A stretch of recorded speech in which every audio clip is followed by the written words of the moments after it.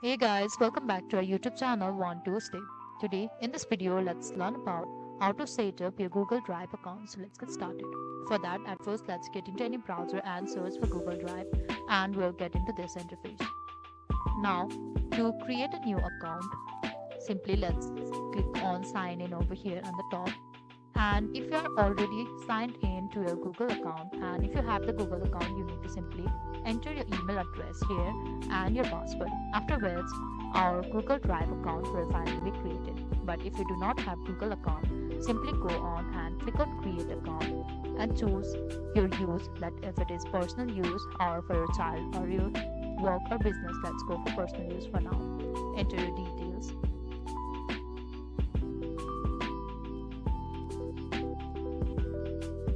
Now you can choose any Gmail address you would like to give.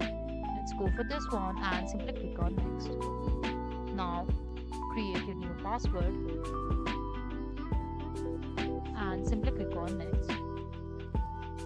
Now we need to agree on the terms and conditions over here. So it's done. The Google account, including your Google Drive account, is finally created. So that is all. I hope you liked the video. Please do like and subscribe. Thanks for watching.